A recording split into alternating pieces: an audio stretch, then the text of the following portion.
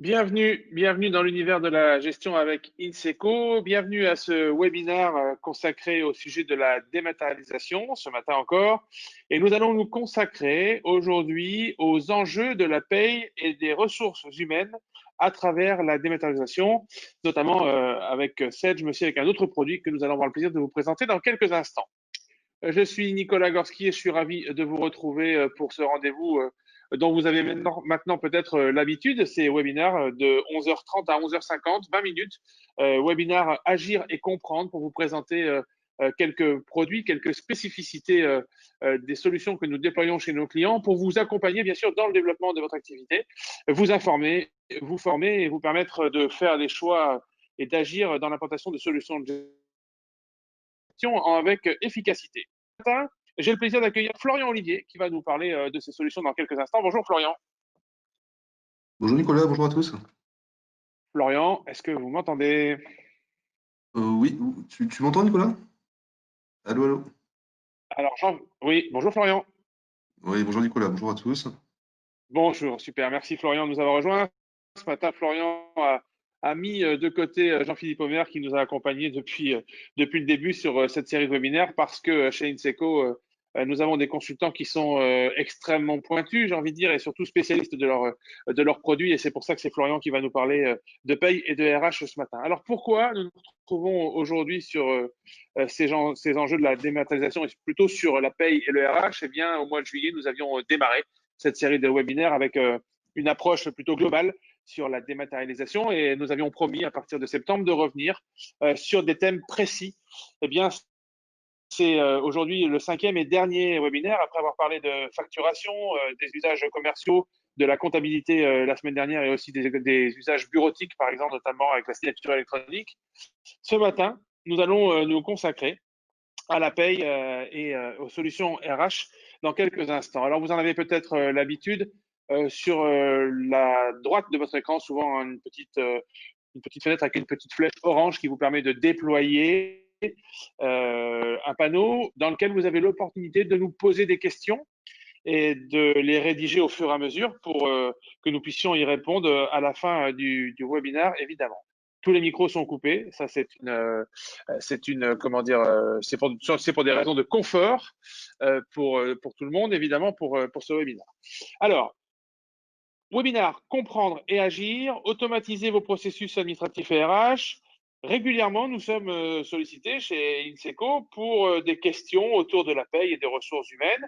Et nous avons fait le choix de retenir deux solutions, deux offres chez Inseco. La première, c'est Lucas. Lucas, qui est un spécialiste français des solutions RH et qui bénéficie d'une antériorité forte dans l'offre. Et c'est d'ailleurs la solution que nous avons choisi de vous présenter dans quelques instants. Et il y a également une solution qui s'appelle Sedge Espace Employé, sur laquelle nous reviendrons d'ici la fin de l'année. Sedge est en train de rattraper, entre guillemets, son retard avec cette offre qui est plus récente, mais qui est aussi séduisante. Mais aujourd'hui, notre choix se porte sur la solution de Lucas que nous allons vous présenter. Solution que nous maîtrisons et que nous utilisons d'ailleurs chez Inseco, qui nous permet de gagner du temps. Dans quelques instants, Florian va nous présenter trois axes principaux qui sont des axes de la dématérialisation. Ces trois axes, l'axe classique traditionnel, j'ai envie de dire, sur la paye, eh bien, c'est la gestion des bulletins de paye dématérialisés. Vous êtes nombreux à nous solliciter sur ces sujets. Et puis, il y a un autre axe qu'on va peut-être voir apparaître à l'écran dans quelques instants, voilà, qui est la solution de gestion des congés et des absences. Comment gagner un temps précieux tout en augmentant les contrôles et en fiabilisant les process, eh bien, voilà, dans la gestion des congés et des absences. Et enfin, la gestion du personnel de façon un peu plus globale et notamment des entretiens. Cette gestion sera simplifiée grâce aux solutions Lucas et surtout historisée. Vous pourrez accéder à tout moment et surtout avec les solutions de mobilité, à tout l'historique de la gestion du personnel. Mais trêve de discours, je passe tout de suite la parole à Florian pour nous présenter, en tant qu'expert, la solution Lucas que nous avons choisi de vous présenter ce matin. Florian. Ok, merci Nicolas pour cette partie. Alors, je vais vous partager mon écran. Normalement, à l'écran, la page d'accueil Lucas. Voilà. Donc ici, on est sur le le point d'entrée en fait hein, du site Lucas sur lequel on a différents modules qui sont greffés. Donc aujourd'hui, ce qui nous intéresse, ce que disait Nicolas, c'est la partie FIGO, donc pour tout ce qui est gestion des absences. On va parler également de PAGA pour la distribution des bulletins de salaire, les bulletins dématérialisés. Et donc également de POPLI pour tout ce qui est gestion administrative du salarié, la gestion des entrées-sorties et également donc la gestion des entretiens, hein, qui est également un module de POPLI. Donc ici, moi je suis connecté avec le compte de l'administrateur, donc j'ai un accès total à tous les modules. On va déjà rester sur ce compte-là pour l'instant pour la partie distribution des bulletins de salaire, puisqu'en réalité, il n'y a que l'administrateur du site hein, qui va avoir ces droits-là. Donc ça, très simplement, hein, PAGA, c'est simplement un dépôt de bulletins en format PDF, donc quel que soit le logiciel qui établit les bulletins de salaire. La reconnaissance se fait par rapport au numéro de sécu du salarié. Donc je suis sur le site PAGA là, de l'administrateur. Je peux basculer dans une partie distribution des bulletins du mois. À ce niveau-là, je vais pouvoir aller déposer mon fichier PDF. Donc mettons, je dépose les bulletins du mois d'octobre. J'importe un fichier que j'ai sur mon poste, donc des fiches de paye classiques. Et donc lui, il va aller faire une reconnaissance des numéros de sécu du salarié, des salariés. Et donc, en fonction de est-ce que les salariés ont accepté ou pas la dématérialisation, il va déposer ici, donc pour 19 salariés, leur bulletin sur le site Lucas. Donc, les salariés vont être notifiés de ce dépôt-là et vont pouvoir aller consulter leur bulletin de salaire ou les télécharger. Ici, dans l'exemple, j'ai 3 salariés qui ont refusé les bulletins dématérialisés, donc ils vont me proposer de les imprimer en papier, mais d'imprimer uniquement en papier ces 3 bulletins-là. Donc, je fais la distribution de mes bulletins de salaire. Je télécharge un second fichier avec uniquement mes 3 bulletins. Le fichier se télécharge sur mon écran. Je peux ainsi l'imprimer. Donc là, directement, mes salariés sont notifiés. Ils accèdent comme ça à leur espace bulletin de paye. Et eux, ici, ils peuvent aller télécharger leur bulletin de salaire de la période. Simplement avec un téléchargement qui peut être plus ou moins sécurisé. C'est-à-dire que là, je suis sur un accès direct, mais on peut avoir une double sécurité où, lorsque le salarié va télécharger son bulletin, il y a un code de validation, un petit peu comme les validations bancaires à saisir pour bien s'authentifier. Voilà, ce module est très très simple parce qu'il y a juste un espace donc, de distribution et puis l'administrateur peut aller lui retrouver tout l'historique des bulletins précédents. Il peut aller rechercher sur un salarié donné tous les 64 bulletins, ici en l'occurrence, qui auront été déposés pour le salarié sur Lucas. Donc c'est juste un espace de transfert comme ça de bulletins avec des systèmes de notification. Donc ça c'est très basique. Voilà pour la partie PAGA. Après, ce qu'on va regarder, donc, c'est la partie FIGO pour les congés absence, et puis on verra ensuite la partie POPLI pour le dossier du salarié. Pour la partie gestion des congés, on va plutôt se connecter avec un compte salarié classique déjà, que vous ayez le visu d'une demande de congé. Donc, je vais prendre le compte de Valentin, lui est salarié, qui retrouve lui aussi ses différentes tuiles hein, quand il arrive sur sa page d'accueil.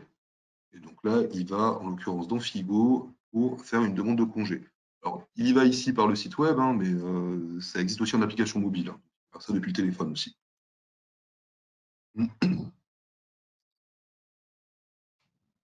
Donc, voilà la page d'accueil de Figo sur laquelle il va pouvoir suivre, effectuer ses demandes de congé.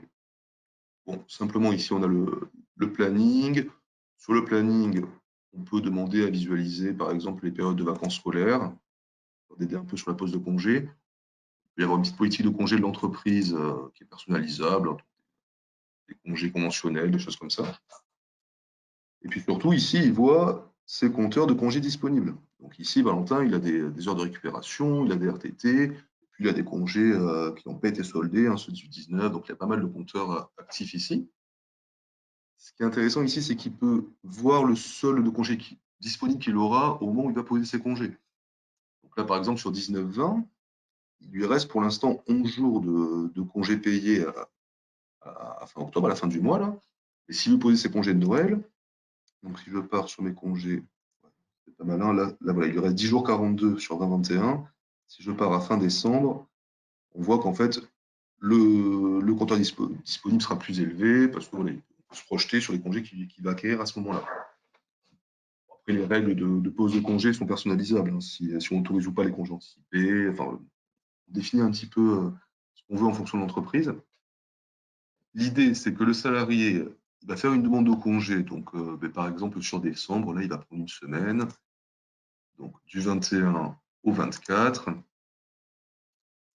Et puis, donc, il y a une affectation intelligente qui va se faire en fonction des compteurs qui sont à solder en priorité. Donc, ici, dans l'exemple, il propose de solder d'abord le compteur de RTT. Mais bon, si ce n'est pas adapté et que Valentin veut plutôt poser des congés et solder ses congés 18-19, il peut faire une autre affectation, faire une justification de sa demande ou pas, éventuellement préciser que c'est des congés pour mariage ou autre, hein, il va avoir tous ces accès-là.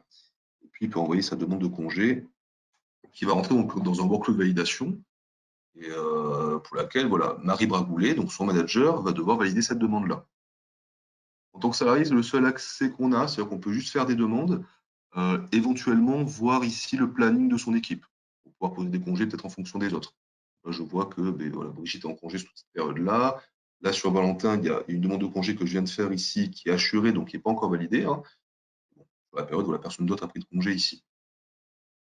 Ça, c'est la partie demande de congé. Si je me connecte maintenant avec le profil de sa manager, donc qui, elle, aura reçu une notification par mail au moment où Valentin a fait sa demande, je vais pouvoir aller accepter ou refuser cette demande. Je me connecte sur le manager Marie Bragoulet. Voilà, ici, donc, je sais déjà en tant que manager que j'ai des demandes en attente d'approbation, que j'ai des notifications en fait, hein, avec des éléments à traiter. Donc, si je rentre dedans, donc sur son espace, Marie elle va avoir exactement la même chose que Valentin, c'est-à-dire qu'elle va pouvoir elle aussi avoir suivi de ses congés et pouvoir faire ses propres demandes. Donc, sur la gauche, on retrouve les mêmes onglets. Mais elle a en plus une partie approbation. Ici, elle va pouvoir approuver ou refuser la demande de congé de Valentin, qui est celle-ci en réalité. Pourquoi j'ai une alerte là-dessus? Quand je l'ai posé, parce que c'est un vieux compteur que j'ai utilisé. Mais voilà, la période de consommation du compteur est terminée. Pour l'exemple, si soit elle approuve les congés, soit elle les refuse, soit elle peut aussi échanger avec le collaborateur directement au sein de Lucas. C'est-à-dire qu'elle peut lui demander de préciser, en fonction de la demande, ce qu'il pose question. Quoi. Elle peut l'approuver depuis ici, elle peut approuver aussi en fonction du planning, si elle veut faire en fonction de l'équipe, hein, un peu plus loin. Voilà. Elle pourrait ici, en fonction des autres demandes de salariés, approuver directement ici en vue en ligne, en fait, en vue globale. Après, voilà, ça va dépendre du système de validation qu'on met en place. C'est-à-dire qu'ici, dans l'exemple, le manager doit valider l'absence. Mais après, éventuellement, il peut y avoir encore un deuxième niveau de validation pour le RH, par exemple, qui doit faire une validation définitive. Là, bon, elle est définitivement validée, donc ici, il n'y a pas besoin d'avoir une validation supplémentaire. Si on se connecte tout de même sur le compte du RH, lui, il va quand même avoir des accès supplémentaires dans Figo que n'auront pas les autres salariés. Voilà, donc là, je suis sur le compte de l'administrateur et on voit sur la gauche que là, on a quand même beaucoup plus d'onglets. On retrouve toujours ces systèmes de demande, d'approbation qu'on a vu précédemment. Alors lui, en plus, il va pouvoir gérer tout ce qui est absence maladie ou éventuellement déclarer directement au DSN, faire remplir des fiches, en tout cas de déclaration de DSN des arrêts de travail. Il va pouvoir gérer les compteurs des salariés, paramétrer les droits d'ancienneté, des choses comme ça, les droits d'ancienneté, de fractionnement, etc. Et puis, il va pouvoir aussi, lui, générer un fichier d'export, donc qu'on importera soit dans le logiciel de paye, donc dans Sage directement. Le fait qu'on ait déjà saisi des absences sur Lucas, mais, on va venir importer un fichier Excel, et ça va nous éviter de les ressaisir dans la paye, en fait. Donc dans Sage ou dans un autre logiciel, ou si c'est un cabinet qui gère vos bulletins de salaire, vous pouvez leur transférer une fiche navette avec les absences du mois. Donc, il va avoir toutes ces options-là, l'administrateur, en plus de traitement de la paye et d'échange de fichiers, en fait. Donc l'idée, c'est vraiment de simplifier en fait le processus de demande et de validation pour tout le monde. Et puis voilà, vu que tout est dans le cas, d'éviter la double saisie aussi en communiquant avec les différents logiciels que vous utilisez. Ouais, on va rentrer après plus dans les détails là-dessus, hein, ça, c'est la partie donc FIGO pour les demandes de congés. Donc, ce qu'on voulait voir également, c'est la partie POPLI, donc pour tout ce qui est gestion administrative du dossier salarié. Alors, POPLI, on va le découper en deux parties. Là, je suis pour l'instant toujours sur le compte administrateur. Donc là, j'ai tous les accès. Euh, donc là, je suis sur l'espace POPLI, où je vais avoir donc une fiche comme ça administrative pour tous mes salariés. Donc, j'ai un découpage comme ça des données qui est personnalisable aussi, hein. Donc, on voit déjà ici qu'il y a les entretiens annuels du salarié qui seront stockés. Bon, lui, on n'en a pas eu, mais je vais avoir ici ensuite ses formations, son contrat de travail. Je vais pouvoir mettre un petit peu tout ce que je veux là-dedans, ses coordonnées bancaires, etc. Et je vais pouvoir aussi dans Poply suivre ce qu'ils appellent du onboarding. Donc du onboarding, ça va être le processus d'embauche du salarié. Une fois qu'on a créé le salarié et qu'on a indiqué la date de début de son contrat de travail, mettons j'ai Martine Dupont là, qui est embauchée au 2 novembre, je vais faire un onboarding sur cette salariée-là. Elle va recevoir un mail de bienvenue sur son adresse mail perso plutôt, là, puisqu'elle n'est pas encore embauchée, avec donc un formulaire qu'elle va pouvoir compléter en lui demandant donc des données dont vous avez besoin, vous, pour le dossier du salarié. Donc là, c'est pareil, tout est personnalisable, mais ici, on lui demande son numéro de sécu, puis son adresse BIC, son compte bancaire avec le BIC. On choisit un petit peu ce qu'on met sur ce formulaire-là. La salariée remplit son formulaire directement depuis sa boîte mail et ça se met à jour directement dans Lucas. Ça évite la ressaisie là-dessus. Donc, il y a sur la procédure de onboarding cette partie-là, déjà qui est la première étape. Et ensuite, il va y avoir des tâches qui vont être affectées aux différents salariés de l'entreprise. Donc, en fonction du profil du salarié qu'on embauche, on va avoir différents profils de tâches. Et là, en l'occurrence, donc voilà, il y a un tel qui est responsable d'acheter un PC, le manager du salarié qui doit lui prévoir un bureau, etc. Donc, avec des dates comme ça d'échéance à respecter qui vont être fonction dès le début du contrat. On va dire qu'une semaine avant que le contrat commence, il faut faire telle et telle tâche. Et on va pouvoir avoir un suivi du coup des tâches qui ont été effectuées ou pas. Donc là, bon, ça c'est un onboarding du coup, qui n'est pas démarré, mais si on en prend un qui est déjà lancé, un onboarding qui est en cours, par exemple sur Anaïs Marceau. Voilà, on voit en fait les tâches qui sont encore non effectuées, mais je peux voir les tâches qui ont déjà été effectuées, je peux relancer des tâches, enfin, avoir un suivi comme ça de la procédure de recrutement en fait. Donc, ce POPLI Core RH, il permet donc de suivre le dossier administratif du salarié, de gérer l'embauche du salarié ou le départ, hein. Ça va être exactement la même chose dans le cas d'une sortie avec à l'inverse, hein, des équipements à restituer, des documents à compléter, tout ça. Et puis, il y a également une partie campagne RH. On va pouvoir demander aux salariés, de manière dématérialisée, de valider, donc ici par exemple, une procédure de sécurité. On voit ça à tous les salariés. Donc là, on est sur ceux qui sont à faire. Donc il y a pas mal de salariés qui ne l'ont pas fait, mais il y en a 5 qui ont déjà validé les nouvelles conditions d'entreprise. Ça va être une communication globale comme ça, avec une action réalisée pour chaque salarié. Euh, il y a un petit reporting aussi là-dessus, un petit peu basique, avec donc de la pyramide des âges, une répartition par site des collaborateurs, par service, des choses comme ça. Ça, c'est la partie donc Popli Core RH. Et après, donc, il y a une deuxième partie dans Popli qui est donc la partie entretien annuel. Entretien annuel entre suite des objectifs, qui va permettre de répondre à l'obligation donc, des entretiens professionnels qu'on a maintenant. Alors pour cette partie-là, on va plutôt se connecter sur le compte d'un salarié qui a un entretien à réaliser, ça sera plus parlant. On va reprendre le compte de Valentin qu'on avait utilisé tout à l'heure.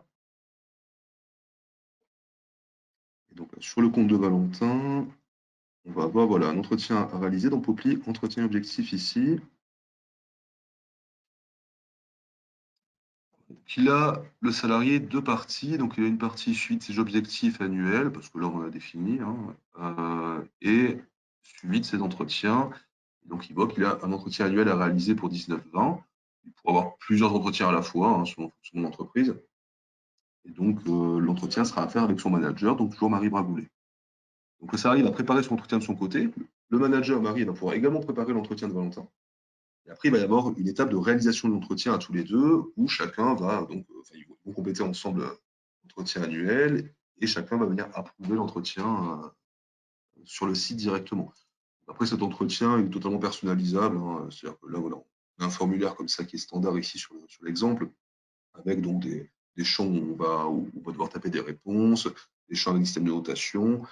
Euh, Ici, Valentin, comme il a des objectifs, ces objectifs, on va les retrouver aussi de greffer à l'entretien. En fin d'entretien, voilà, on retrouve également les objectifs de l'année, hein, qui étaient séparés.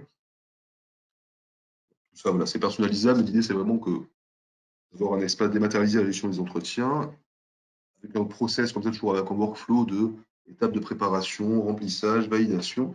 Et une fois que l'entretien est vraiment validé, le salarié va pouvoir donc retrouver cet entretien dans sa fiche salarié, donc la fameuse fiche dont on parlait tout à l'heure, où on va avoir comme ça le suivi des données du salarié. On va avoir une partie entretien annuel. Là, pour l'instant, il n'y a pas d'entretien historisé, mais une fois qu'il sera validé, on le retrouve ici et il devient non modifiable et qui peut être consulté ou téléchargé. Euh, voilà pour Popli. Je pense que c'est bon pour cette partie. Nicolas, si tu veux reprendre la main sur. Parfait, merci beaucoup. Merci beaucoup, Florian. Je l'avais précisé en préambule, mais c'est une solution notamment au niveau du onboarding et lorsqu'on intègre des nouveaux collaborateurs chez Inseco, on s'applique et ça permet d'avoir une répartition des tâches. C'est vraiment un outil qu'on utilise au quotidien dans la gestion de nos ressources et de nos richesses humaines chez Inseco. Il était caché ce matin et on ne lui a pas donné la parole encore. Bonjour Jean-Philippe, c'est toi qui as eu la lourde tâche de gérer les questions ce matin qui sont apparues pendant la présentation de Florian. Oui, Nicolas, je joue le rôle de SVP. Bonjour. Donc, je recueille vos questions. J'ai plusieurs questions, Florian, autour du multi-société, multi-agence, notamment sur la Patrick qui demande au niveau de. J'ai plusieurs sociétés et j'ai la même personne au niveau RH. Donc, est-ce que je peux avoir un collaborateur qui va pouvoir gérer mes salariés sur plusieurs sociétés? Oui, après, ça, effectivement, c'est paramétrable, hein. Mais c'est le cas chez nous, par exemple, parce que nous, on est multi-entité, hein. On a une SECO, on a TDI, enfin, on a comme ça différentes sociétés qui ont pourtant une seule direction, en fait. Donc, pour le compte nous, STRN, donc la DRH gère en fait les validations et les accès des différents salariés de toutes les entités confondues. Donc, elle a des droits qui sont supérieurs, du coup, voilà, c'est une question de droit qu'on va paramétrer, en fait. Un peu, mais Même type de question pour Myriam sur la partie distribution des bulletins, donc avec Paga, multi-agence. Est-ce que je peux avoir un manager qui chacun distribue uniquement son agence? oui, non, vraiment, le multi-agence, c'est très bien géré. Il y a pas eu tout de souci là-dessus, hein. Là, on choisit vraiment, lors de la mise en place, comment on est structuré. On fonctionne en multi-agence, multi-service, des services qui vont être transversaux. Enfin, on fait un petit peu comme on veut là-dessus. Donc, lui, il s'adapte facilement à ça. Alors, je sais que tu l'as abordé très rapidement, Florian, mais Hélène, je balance un petit peu, demander si on pouvait aussi se disposer d'un workflow pour quand on se sépare d'un salarié, donc c'est la partie offboarding. Oui, on n'est pas rentré dedans, mais il y avait la même chose, effectivement. Là, on a vu le onboarding, mais il y avait une partie offboarding qui était la même, en fait, que pour la partie départ, hein. Donc, toujours pareil, avec des tâches qu'on affecte aux salariés, avec un suivi de l'évolution du départ du salarié, ouais. Et est-ce que cette partie-là, c'est une question complémentaire par contre que posait Hélène, Mhm. est-ce qu'on peut créer des tâches types en disant bah, quand je recrute ou quand je me sépare, d'avoir un certain nombre de tâches, je suis sûr de les avoir à chaque fois réalisées et après je peux les personnaliser pour un salarié. Oui. Dans l'exemple que j'ai pris tout à l'heure, il y avait un modèle de tâche de base pour l'embauche, hein, qui pourrait être aussi pour un départ. Donc l'idée, oui, c'est bien ça, c'est de créer un modèle de tâche type et après d'avoir peut-être des tâches spécifiques selon les profils. Donc, pour les managers, il y a des tâches peut-être plus à faire, ou pour tel ou tel salarié, pour les commerciaux, ils ont d'autres équipements à restituer, par exemple. Et après, on rattache effectivement, par rapport au profil du salarié, des tâches supplémentaires aux tâches de base. Ça fonctionnerait comme ça, oui.